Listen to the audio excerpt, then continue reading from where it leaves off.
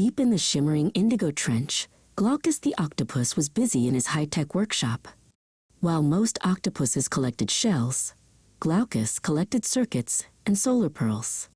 He was fine-tuning the Hydropulse tablet, a device capable of sensing the faintest vibrations from the deep. "Today is the day," he bubbled confidently. "We find the lost city of Aquatropolis." Melit the seahorse darted into the lab, her mechanical glow goggles resting on her forehead.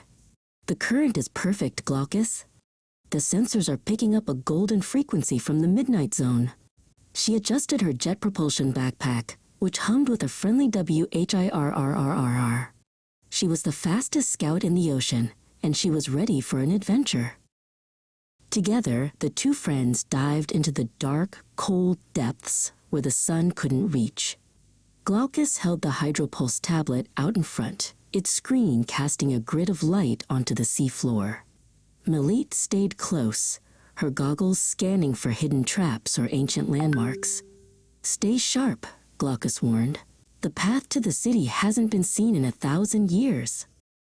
Suddenly, a massive bubble tornado erupted from a nearby thermal vent.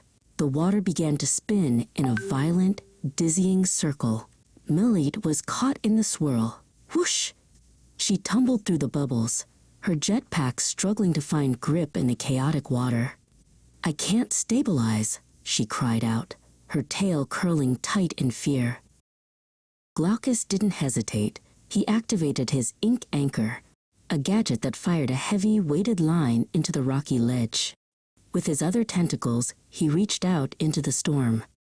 "Grab on, Melit." He used the Hydropulse tablet to calculate the exact timing of the rotation, waiting for the perfect moment to pull her to safety. Once the storm passed, they found themselves standing, well, floating, before a massive ancient archway buried in the sand. It was made of a strange humming metal. When Melit touched a symbol on the pillar, the entire arch began to glow with a brilliant gold light. Ding! The tablet in Glaucus's hand started chirping a victory song. The archway was a gate, but it was guarded by a titan crab, a colossal mechanical guardian built to protect the city. Its eyes were red lasers, and its claws were the size of submarines. Clang, clang. Glaucus realized they couldn't fight it. They had to outsmart it using their tech. He began typing rapidly on his tablet. "Melit, use the glimmer flash," Glaucus shouted.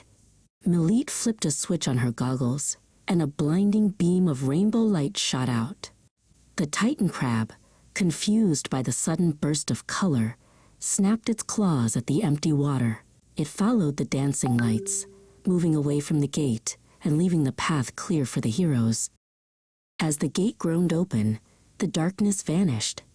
Before them lay Aquatropolis, a city of glass domes, floating gardens, and towers made of pearl. Thousands of tiny, glowing robots drifted through the streets like fireflies. "We did it," Melit whispered in awe. "It's even more beautiful than the stories said." Glaucus plugged his tablet into the city's main terminal, and the lights of Aquatropolis flared to life, brighter than ever. The city was finally awake. Melit and Glaucus high-fived, or rather, tentacled to fin. Their mission was a success, and the secrets of the deep were finally ready to be shared with the world above.